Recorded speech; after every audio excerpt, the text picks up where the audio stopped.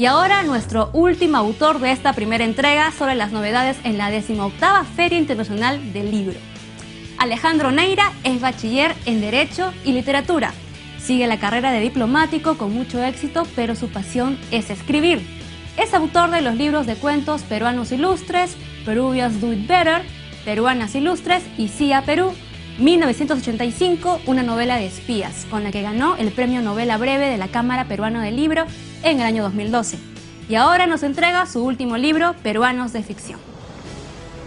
En la anterior feria del libro, Alejandro Neira presentó CIA Perú, y ahora en esta feria ya tienes otro libro, Peruanos de Ficción.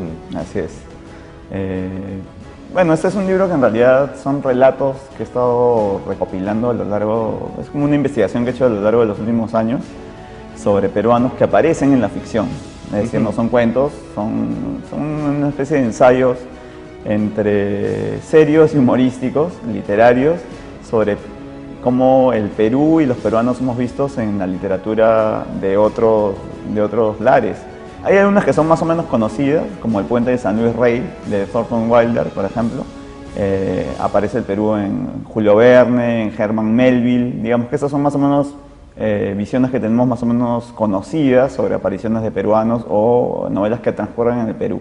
Pero en esta investigación he encontrado joyas realmente valiosas, como que son menos conocidas, como que un relato de Sherlock Holmes, aparece una vampira peruana.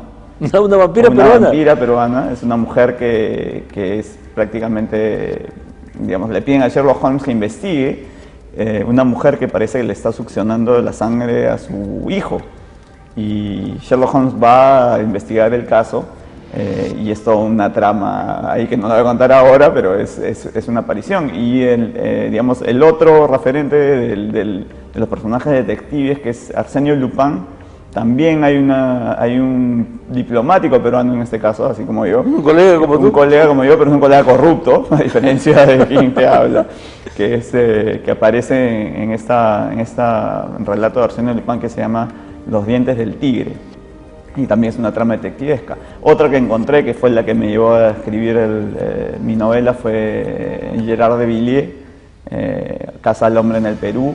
Hay otra novela que se llama Perú, simplemente Perú, de Gordon Lish. Entonces, a lo largo de estos años he ido encontrando una serie de joyas de autores conocidos y de otros menos conocidos. Como por ejemplo en Italia encontré a un joven escritor, Mario De Siati, y a la vez trato de hacer algunas comparaciones con escritores famosos, por ejemplo en Italia, Emilio Salgari. Entonces hay una serie de cosas y datos simpáticos, y que incluyo incluso con algunas películas que son poco conocidas, caletas como se dice, que son, por ejemplo, Fritz Lang, que tiene una película que se llama Espione. Algunos cómics, pero no los cómics clásicos, tipo, que también menciono, tipo Tintín, ¿no? Tintín, que aparece, claro. El Reino del Sol, que son más o menos conocidos, pero hay otras mangas japonesas en el que aparece la selección de vóley peruano, por ejemplo, que son completamente desconocidas acá, y que gracias a esta investigación que he hecho, ¿no?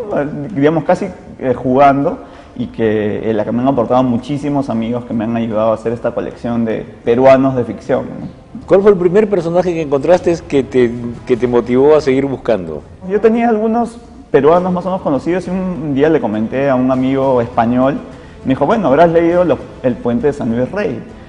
Y me dijo, porque ahí aparece el Perú. Ah, mira, qué interesante. Entonces investigué sobre eso. Aparece la Perricholi, que es un personaje constante en la literatura, en la ficción de otros países. Entonces aparece la Perricholi, y descubrí que Wilder en realidad nunca vino al Perú, y hizo esta novela pensando en una novela anterior, un drama de Próspero Mérimée, que se llama La carroza del Santo Sacramento, del siglo XIX. Sí, que fue muy famosa y que da origen luego a la ópera La Perricholi de Offenbach.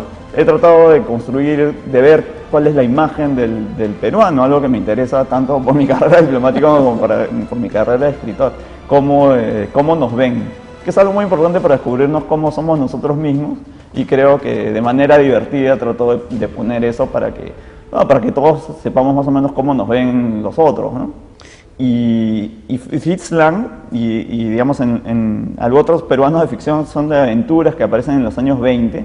Hay uno, Rex Stout, que escribe una novela que transcurre en el Perú y son aventureros. Es curioso, pero después del descubrimiento de Machu Picchu, en los años 20 hay algunas novelas que he encontrado de aventuras que transcurren en el Perú, en Cusco, en Machu Picchu, y siempre es la imagen pues, del aventurero, como lo imaginamos, como es Indiana Jones y como en realidad fue el propio Hiram Bingham, que era supuestamente, bueno, fue arqueólogo, investigador, pero era un aventurero, que era lo que era un investigador en esa época, ¿no? Entonces he descubierto varios de esos, hay varios vasos comunicantes entre las propias historias que digamos, llevan a pensar que el Perú siempre es visto como un lugar exótico, digamos, en el imaginario europeo es siempre la tierra de los incas, ¿no?